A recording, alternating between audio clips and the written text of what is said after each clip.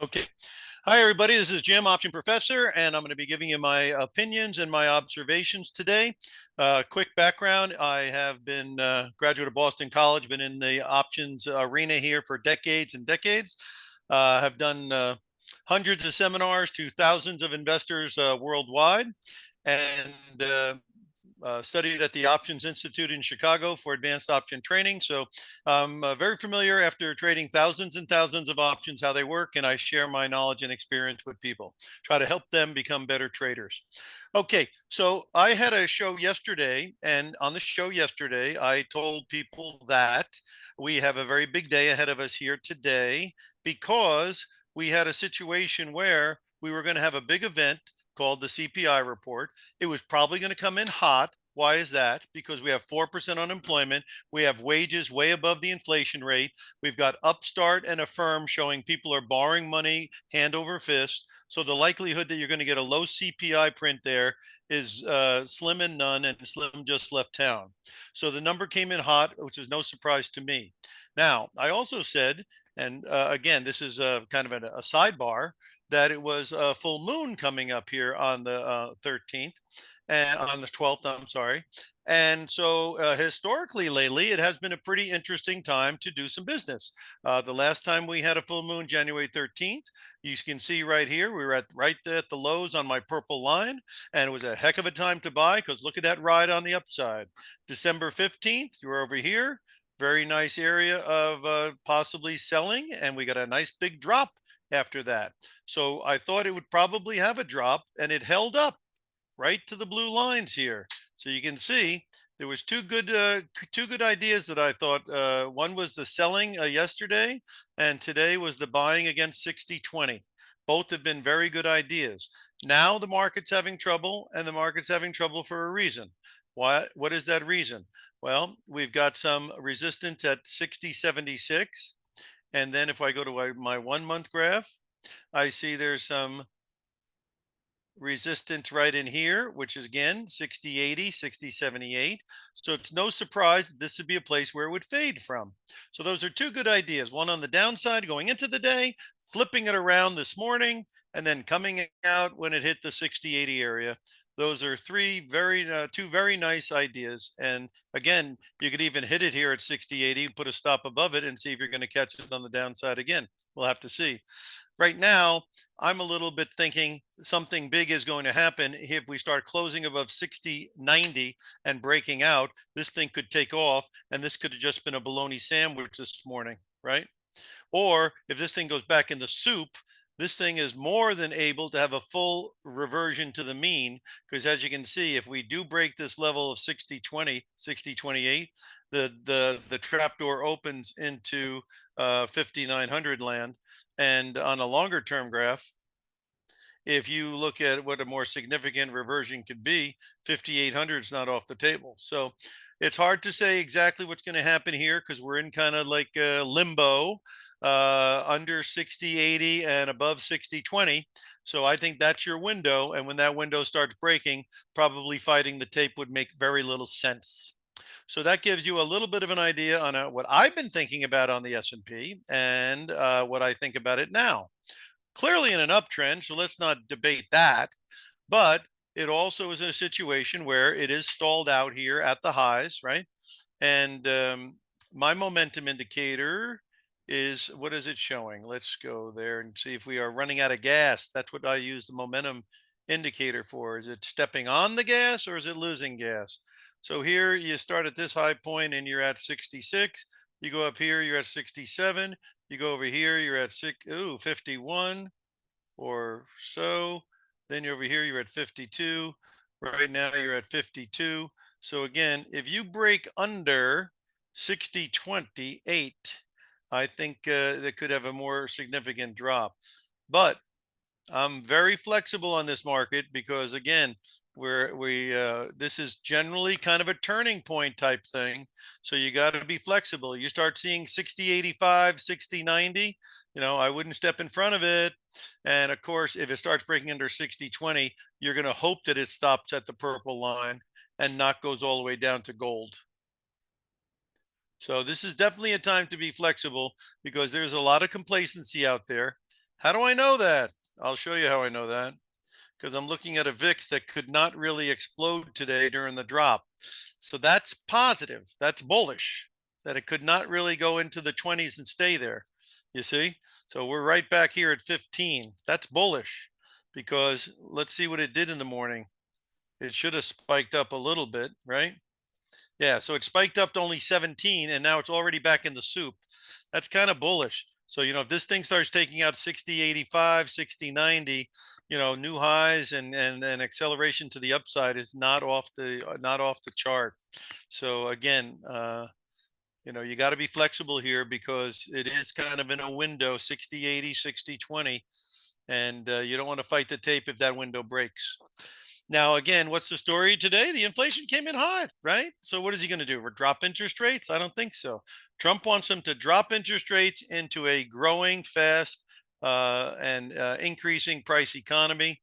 That probably could be dangerous. And since Powell doesn't really want to, you know, start reversing course and have to hike rates right after dropping them, he wants to be careful. So let's talk about the 10-year note, because I was very accurate on this as well. Let me get this up there for you. Give me this here, and then TNX. And let me show you here. And then I'm going to get into your stocks. I hope you have a whole bunch of stocks you want me to analyze, because I think I can help you maybe figure it out a little bit better. Okay, so where are you at here? Yeah, this is what I was telling people. You look at my 1-year graph. You see, it's above the main point there. Getting above here and staying above here is key. So if it can maintain above, what number?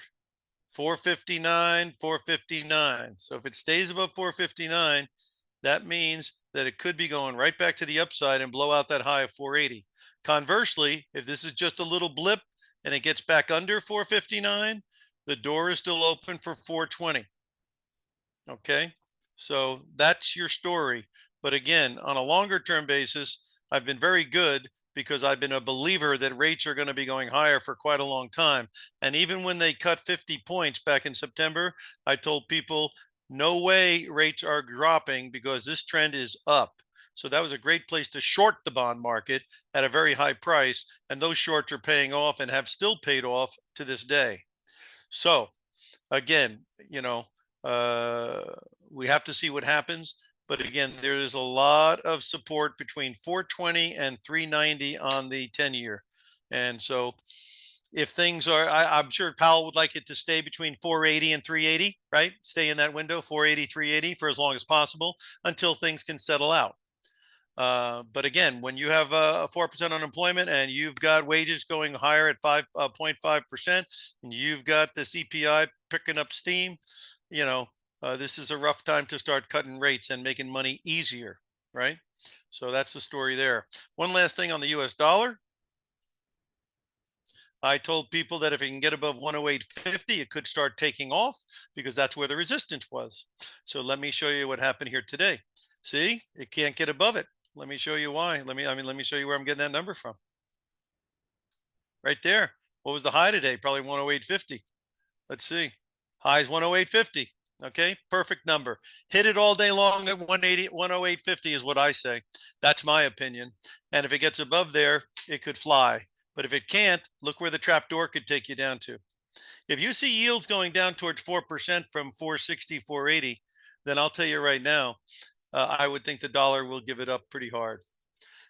So there you go. That's the story on the US dollar. And let me give you a couple other things that you might be interested in. How about gold? We've been very good on gold, because we got bullish 2,600, 2,650. You'll see why. See, this is the neighborhood where you want to load the wagon. Up here, you're supposed to be enjoying yourself. Like I told people yesterday, it could revert to the mean, which is what it's trying to do right now. The mean could be as low as 2850. The low has been what lately? Today's low has been 2860. So, came pretty close to 2850. And like I say, it could go right back up. But if it gets underneath the 2850, you can see there's more room to come down on a reversion to the mean. Now, like I say, the trend is up. It could go where it wants to go. The Chinese people are just loading up on gold like there's no tomorrow. Now we're talking about recalculating our gold reserves from the $35 from Nixon up to more current prices. That could have an effect. The only way it actually turns into money, though, is obviously if you sell the gold. And so there's no real cash infusion unless you do that. And I don't know that we want to sell the gold. One of the reasons gold going up is they've made a joke out of paper currencies. If you look at the yen, you can see it's just been a joke. You can see over in Europe, a lot of printing, easy money. You can see in China, Lord knows what they're doing with that yuan. And of course, our US dollar, look at the national debt as a percentage of the GDP. It's like a very high number. So there's a reason why the gold is picking up a bid and the reason central banks are buying, because they're hedging their silliness of what they've done to the paper currency. So again, you always have to be concerned about reversions to the mean. Nobody thought it would drop from 2,800 all the way down here, but it did. Nobody thought it would drop down to here. So nobody thinks it's coming back to 2,700, but under certain circumstances that could happen. So you want to be careful and, maybe learn how to hedge. How can you hedge your positions with options? That's something I go over in the coaching session if people have questions on that. Replacement trades, collars, married puts, all different types of things you can do. So there's your gold, and that's what's going on there. Let's hit two more things. Crude oil. And on crude oil, again, it went down to a very big support zone. So if it can hold that support zone, it's good. And let's see where that support zone is. Okay, the support zone.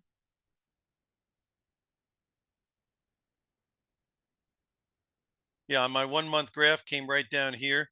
Let's go over to the March contract because obviously February might be coming off the board. So let's look at the March.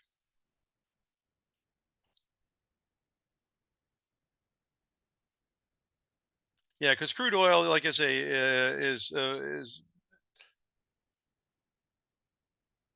it's very much having a difficult time at 81, which is what I told people about, you see. But it also has a lot of support in the 60 to 65 neighborhood. So we caught a nice rally, but that rally ended at 81. Now, where will it stop on the downside here? Well, I'll tell you right now, you definitely want it to stay above 71 if you can keep it above 71. And then you have a possibility of going back up. But this thing also looks like it could fall into the abyss. I mean, look at this. If this thing's look at this sideways action. If this thing started breaking under 65 and 60, there's nothing to catch it. And of course, that's kind of what Trump is hoping will happen, right? But here's what I got. I got a thing coming right down to purple. So you understand why I'm saying 70 is so important? This is hugely important, this number here. If it breaks, that's trouble. If it can get back above 71, 72 and back up there, we're back on the bicycle again. Okay. But right here, that's your line in the sand. And so far you got a nice bounce, but that's all it's been so far. So keep an eye on crude. If it's under 70, and then I showed you what kind of downside risk there is to it. So be aware of that. And then the last thing will be Bitcoin. And I've been pretty accurate with that too, and I'll show you why.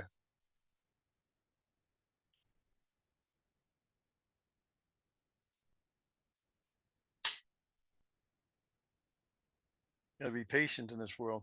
How about the 5-year graph? You see when it was in here?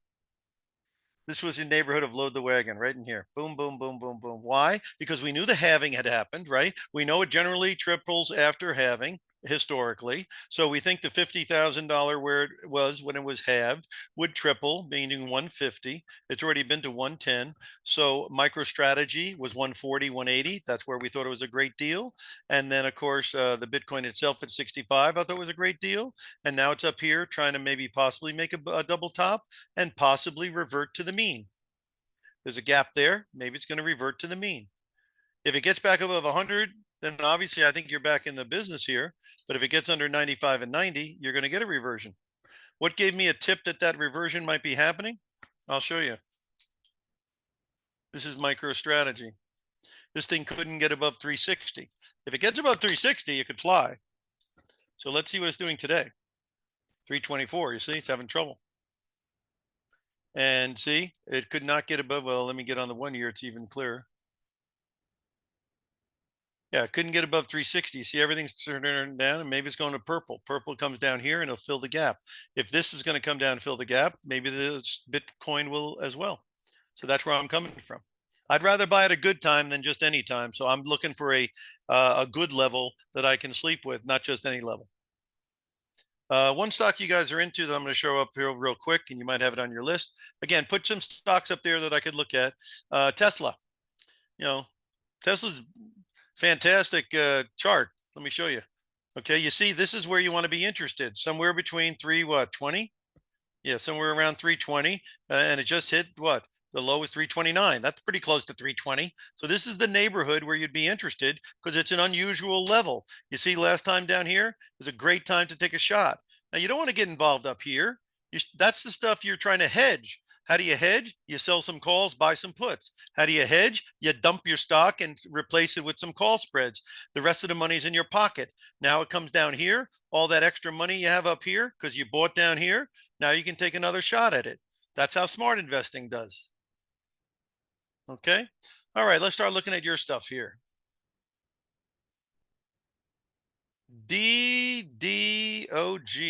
That sounds like Data Dog. Data Dog. Let's see what the Data Dog looks like.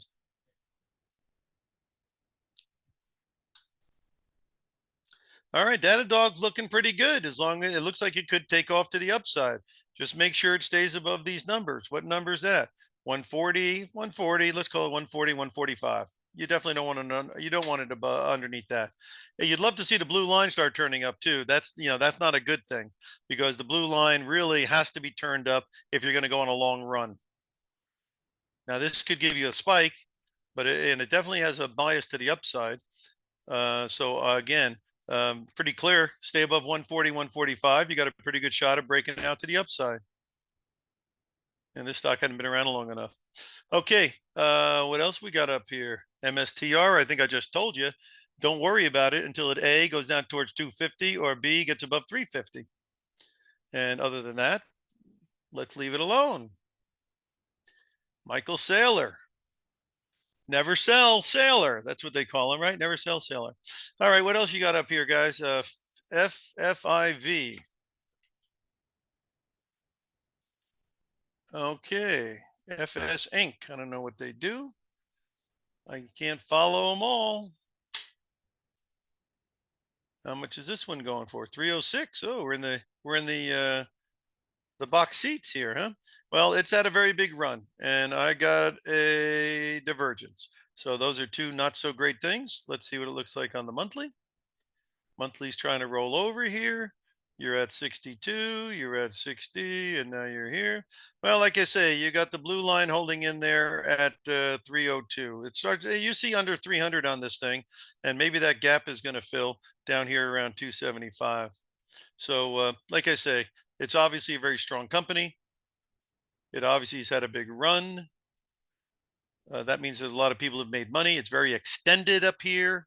So this would be a candidate to price out your collars, price out your married puts, price out your replacement trades. If you don't know what all that means after the meeting, you could always email me and we could talk. All right, next one up is WPM. Isn't that Wheaton Precious Metals? Hey, I'm getting smart here. All right, well, metals look good, so it's a sector, and then it looks good. But where were you here when you should have been buying it here against here, which is more like 60? Yeah, 60. So that was the better time to take your shot. What about on the 1 year? Yeah, so you're extended. See, it's always better to buy at the right time. You see gold, great time to buy. You see this neighborhood of consolidation, great time to buy. Up here, that's when you're supposed to be going out and getting a steak dinner, not when you're just looking at it for the first time. Again, does it look like it could keep going? Yes, but it is extended. So if it reverted to the mean a little bit, would I be shocked? Not at all. If the metals are going to revert, this will revert. If gold's going right to 3,000 and the silver's going to take off as well, you're all set. But again, as far as a first entry point, it wouldn't be my idea of a good time. My idea of a good time is against gold and in this consolidation. All righty then, DXJ. DXJ is wisdom tree for Japan. Okay, let's see how the Japanese are doing. I know their currency isn't worthless, but they're supposed to hike rates and make that change a little bit, maybe. Okay. So again, this is a good one too because it's right in the zone. You know you don't want it underneath 109, 108 bucks, right? You don't want it underneath 108 bucks. And you know if it gets above 110, you're probably going someplace. So this would be one that looks interesting. Although it's just been choppy, the trend is up and it isn't a consolidation. So again, if you start hearing it above 110, you might be on your way back up pretty good. So that's what I would say. You certainly would pull the ripcord, I think, if it broke under this gold line, though. That would be my call. All right, what else you got up here for me? SMCI, well, I already had that in there last couple of weeks, so it obviously left the barn a little bit here because they had earnings. Of course, their books are suspect, but again, if it's just a matter of how they are expressing all these huge orders they have, maybe it's not such a bad thing. Again, it definitely, let me see here. Yeah, see, it got into this consolidation here. So that's where you take your shot. Call options will be cheaper at this point. And then bam, you're above purple, which is good. So keep this baby above 37, and that would be a good deal. And if it can't stay above, and if it stays above 37, it could make a run for 60. So, there's potential here, no doubt about it, because they do have a business. It's just they have a weird way of accounting sales because obviously some are deferred. But a lot of people do believe they're a solid place. Okay, let me see here because I'm going to be stopping at the top of the hour, which is coming up. I got a few more I can do before the top of the hour, so let me see what I can do for you here. Anybody else have any other ones you'd like me to take a look at? Or maybe I haven't scrolled through them all. Hold on. ADBE, Adobe. Okay, let's take a look at that.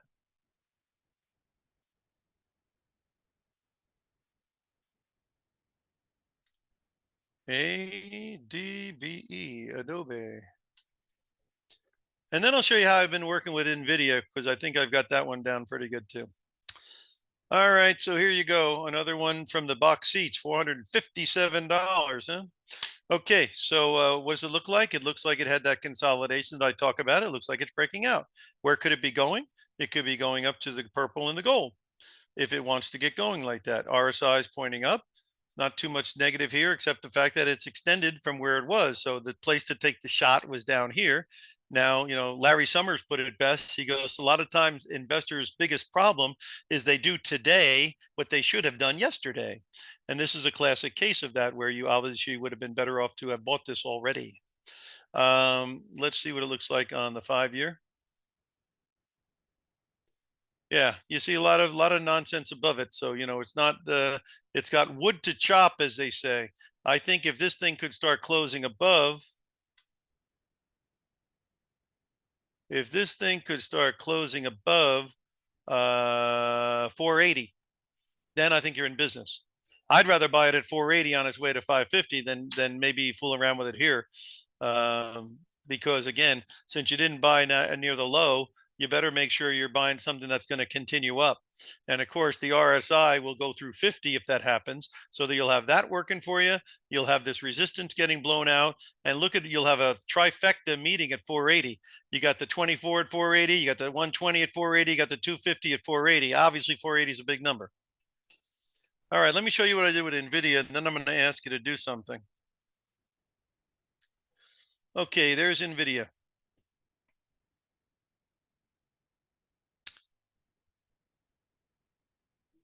Okay, you see, NVIDIA's got to get back above 135. You see 135? Very important, 135. Got to get above it, okay? How do I know that's important? Because I look at my 1-year graph. Now, when it went down to the gold line here, I was on my, when I had webinars, and I was appearing on webinars, I told people this is the place you take your shot. Why? Because it's right on the yellow line, and yellow doesn't happen very often. So you want to take your shot, you take it now. But I also said at 135, which I've already established on the other graph is resistance, you want to blow it out. And now if it closes above 135 and they have good earnings on the 26th, you'll be home free. If for whatever reason that doesn't happen, then this is where you would avoid a bullet, because obviously 135 is a very important area. There's a gap above it. So, if they really blew it out of the water, you'll get above 135. You might make a run towards the highs of 150. And that's a pretty good run. But this was the time where I thought it was a low risk entry based on the yellow line being right there and the fact that that has historically been a great place to take a shot at it. I'll just show you Tesla again so you get the idea why the yellow is very important to me.